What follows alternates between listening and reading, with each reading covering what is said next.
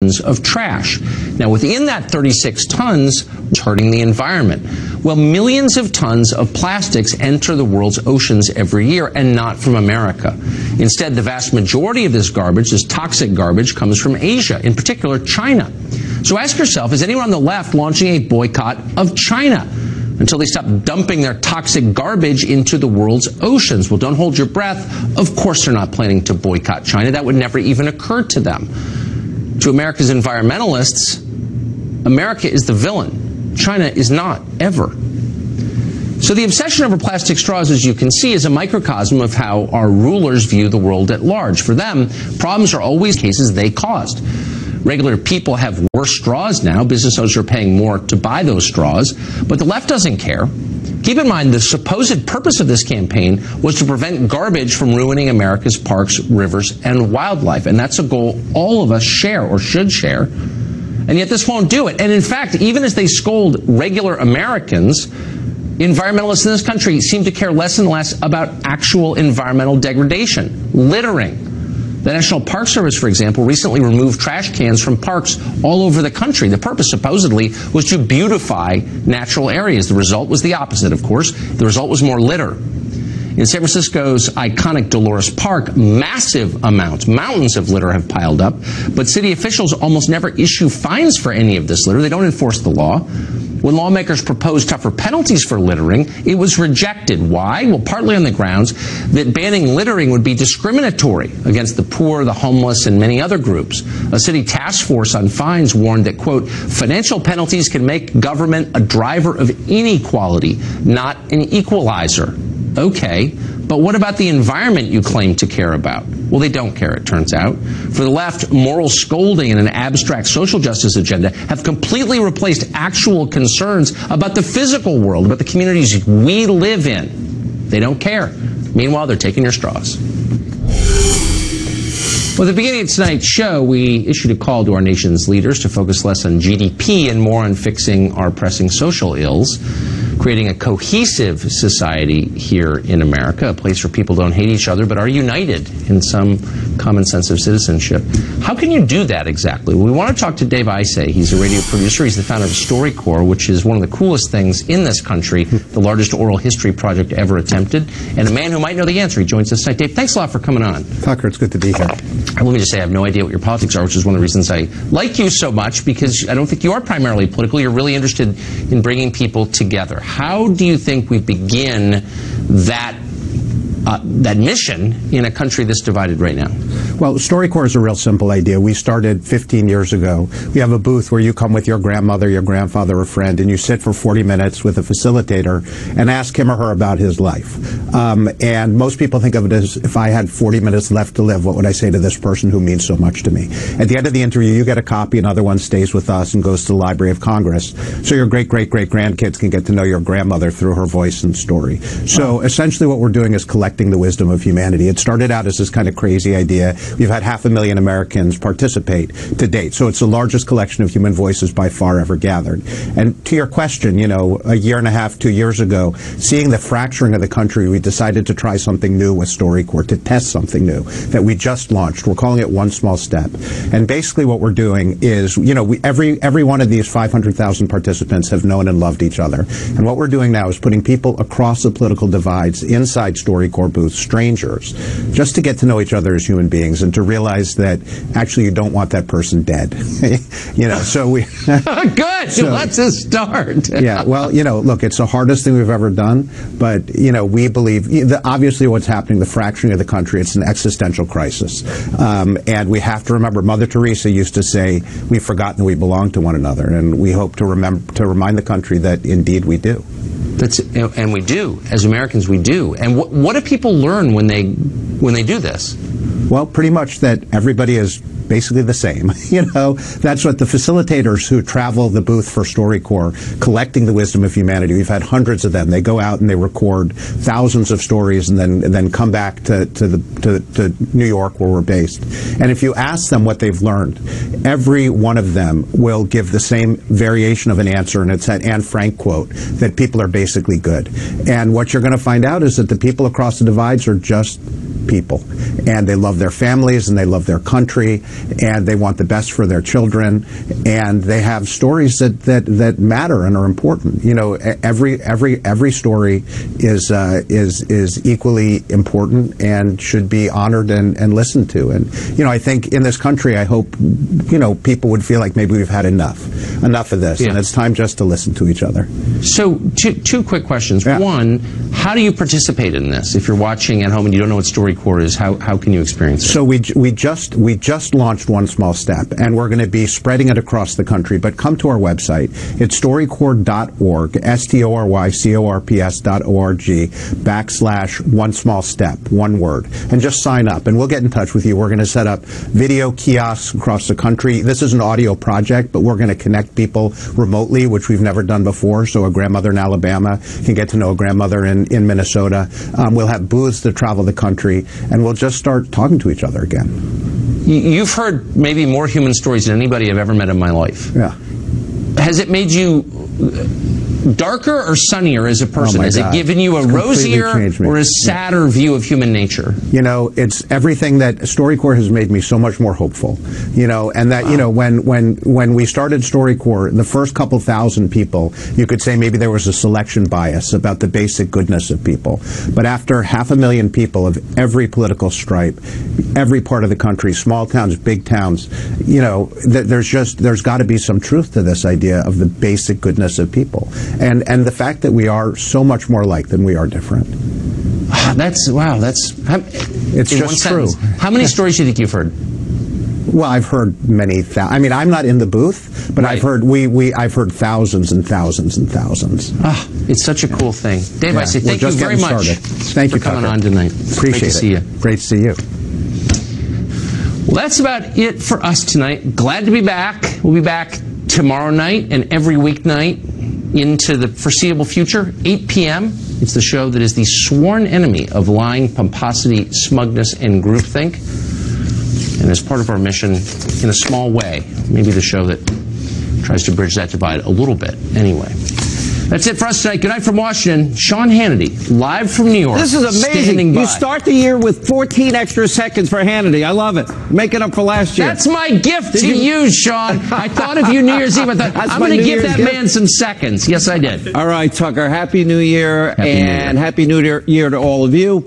Welcome to Hannity. Yes, it's a new year. America is at a tipping point. I'm going to explain all of this.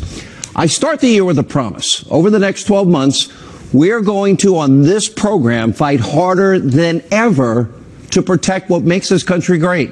Our Constitution, our values. Yes, the forgotten men and women. The people that get up every day, pay their taxes, work hard.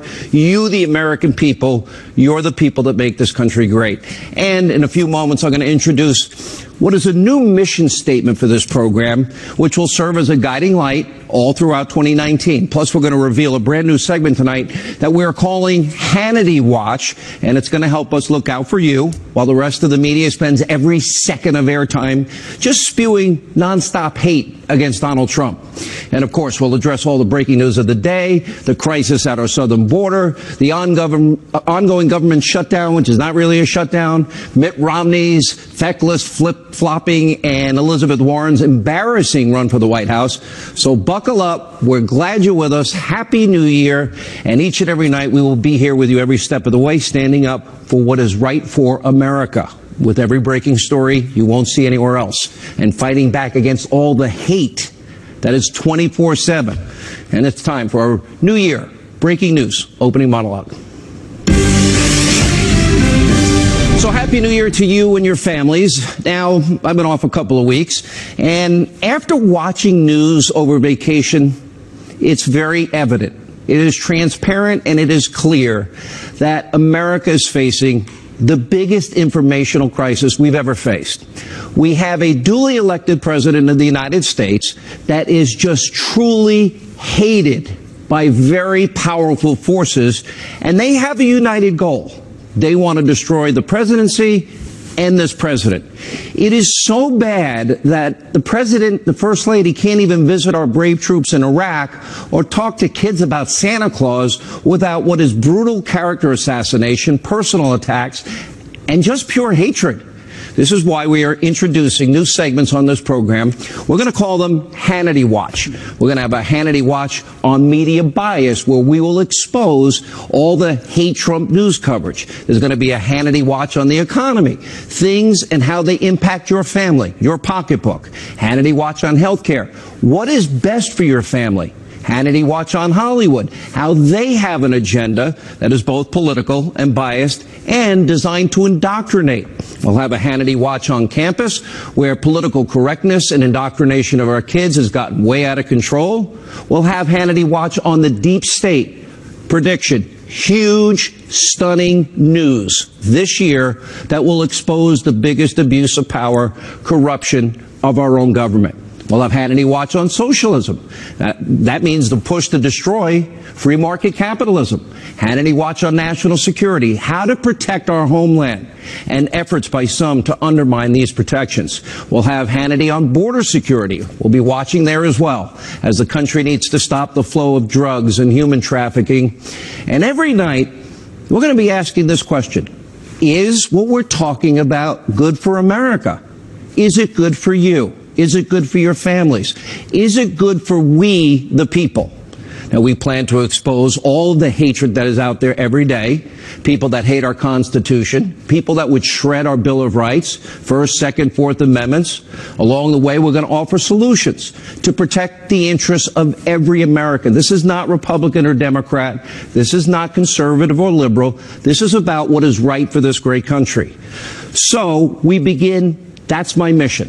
The mission of this show going forward. We want to look out for you, protect your family, fight daily to ensure this constitutional republic stays strong and vibrant for future generations.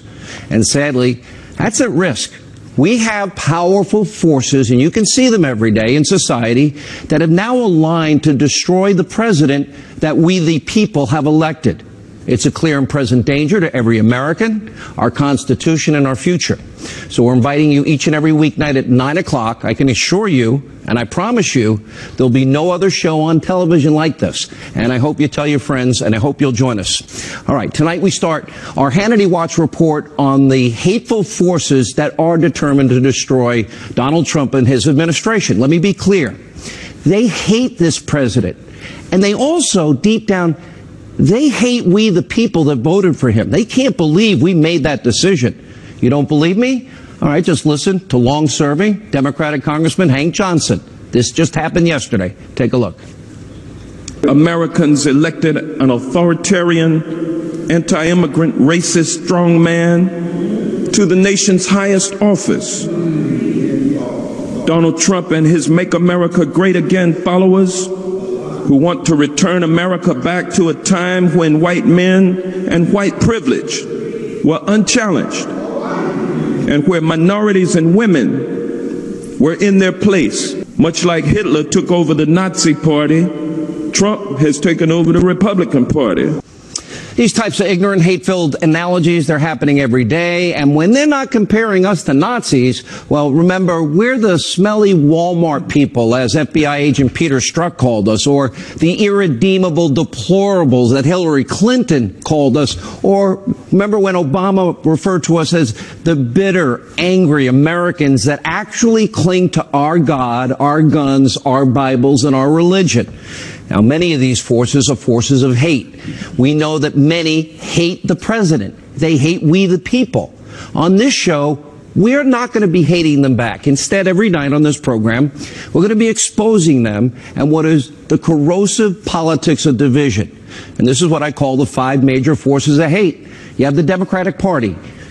If Donald Trump cured cancer today and gave every American millions of dollars today, every one, and they'd still try to destroy this man, as he represents to them the biggest obstacle to them regaining power. Second, perhaps the most obvious haters in America, we have the hate Trump media. It's now on TV, every newscast, every second of every minute of every hour of every day. A never-ending, non-stop Trump hate fest. It's on a loop. And newspapers in this country, they're actually trying to outdo each other, showing how much they hate Trump the most. Now, when has the media ever told you about these things, for example? This is what Hannity Watch is all about. What about the president's successes the last 2 years? What about the accomplishments that are scrolling on your screen that we're showing you tonight, night in and night out, things they never talk about? Don't expect the mainstream media to show this report from Real Clear Politics. Look at this, detailing the president's top 10 accomplishments of the year. Promises made, promises kept. His successful appointment. He promised a guy like Brett Kavanaugh. Last year, he got it done for the Supreme Court. Or the squeeze on China for unfair trade practices, intellectual property theft. That's changing. The middle class wage increase, the highest in 12 years. The middle class that the Democrats claim to care about. The U.S. Mexico-Canada trade deal, ending the Iranian nuclear deal, all promises, top accomplishments 2018. When he moved the U.S. Embassy to Jerusalem, smashing ISIS, increasing jobs, the lowest numbers, unemployment numbers for minorities, keeping members of the migrant caravan from pouring into the country. And we can't forget, this is my favorite, America is now the largest oil-producing nation in the world. Not Russia, not Saudi Arabia, the United States of America. And that doesn't include the pipelines being complete. That doesn't include ANWR. That's going to be millions of high-paying career jobs for our fellow Americans.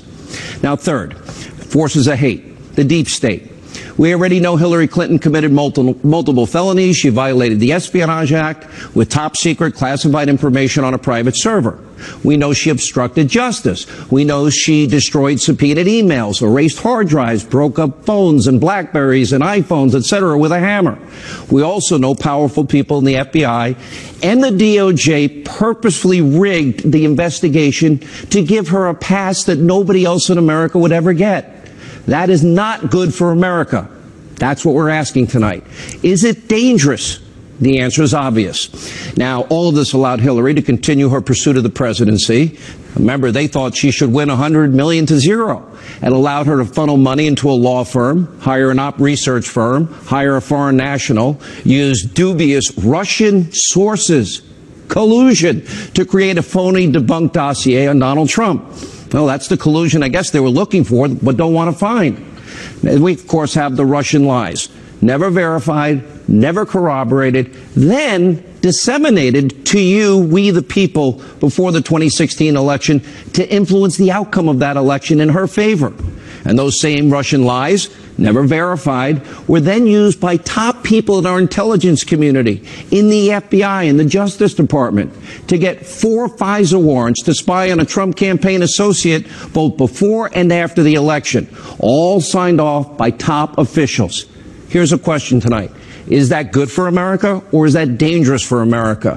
When you have fraud perpetrated on FISA court judges repeatedly, no arrests, no report yet, nobody held accountable, the media ignores the biggest abuse of power, corruption scandal in modern history. Now, if this is allowed to continue, the United States of America will become a banana republic. We might as well shred the Constitution because it would be rendered meaningless. The principles of due process, equal justice under the law, equal application of our laws are similarly rendered meaningless. The deep state has been and is out to destroy the president. They hate the president, and they're doing it by any means necessary, obviously, and that's based on what we know today. And, of course, item number 4, we have weak Republicans. They hate the president. They only care about themselves. They stand for little. They have no courage. We also have never Trumpers. Number 5, they hate the president. They just want to say, see, we were right, you were wrong. You non-intellectual, blue-collar, hard-working, tax-paying, law-abiding Americans, you did this to us. No, they're trying to undermine a free and fair election. Now, imagine if any American tonight, like Robert Mueller, scrubbed the phones of Trump haters and Russia investigators Strzok and Page. Clean, wipe them clean. Imagine if, like James Comey, that you bragged about tricking a 33-year war hero into an FBI interview by bypassing all normal protocol and procedures that you would use in past administrations. Imagine the deputy FBI director telling General Flynn he didn't need a lawyer and then charging him for lying. Now, on this show, moving forward, we are looking to protect you, protect this great country against forces of hate that would shred our Constitution. This will be your show. We will be your watchdog. We plan to expose all of this corruption, all of these lies, all the double standards when we see it. Oh, you mean like hypocrisy when Democrats supported building a wall and don't any longer because Trump wants one? We're going to expose that there really is hate in America. Real hate. And that hate, these aligned forces are trying to destroy the president. They hate the president, and they hate us for voting for him. They hate traditional core conservative values that we hold near and dear to our hearts. Now, I'll admit this one-hour news program, to be very blunt, this show will be an island unto itself. There will be no other show like it, I promise you. We are dedicated to protecting these deeply held American values, these principles. We're dedicated to telling you the truth about what's really happening in the country. All right, now we turn. Our Hannity Watch on border security tonight. Look at this. A 5-month-old boy will never see his hero father again. Newman, California police officer, legal immigrant, Ronald Singh, viciously murdered by an illegal immigrant with a very long criminal track record and ties to violent gangs. Now, the county sheriff, Adam Christensen, said that this horrific crime could not have happened, would have been prevented, if not for California's catch and release sanctuary city status. Take a look. I simply want to focus on the fact that this is a criminal illegal alien with prior criminal activity that should have been reported to ICE. We were prohibited, law enforcement was prohibited because of sanctuary laws, and that led to the encounter with Officer Singh. I'm suggesting that the outcome could have been different if law enforcement wasn't restricted, prohibited, or had their hands tied because of political interference. Hands tied because of political interference. Sheriff Christensen is going to be with us tonight in just a moment. But it's very clear, California's far-left lawmakers, they're not listening to the citizens in their own state. We sent Fox News contributor Lawrence Jones to Newman, California, to see what Californians really think about that state's sanctuary policies. Remember, they have criminals that should be deported and handed over to ICE. They set them free. Take a look. A lot of people are blaming the California sanctuary state policy. Do you agree with that? I think it's the worst thing California's done in a long time. I'm not the big wall person, but I think a sanctuary state is crazy. Sanctuary city policy, it's the stupidest thing the Democrats could have ever done in this country. We're going to show you more of this later in the program tonight. But sadly, what happened in Newman, California is all too common an occurrence. Over the weekend, a 22-year-old man in Knoxville, Tennessee, killed by a suspected illegal immigrant who swerved into oncoming traffic. Just before Christmas, 3 illegal immigrants were indicted for the murder of a man living in Long Island. So many lives have been senselessly lost at the hands of people who never should have ever been in this country, ever. On the federal level.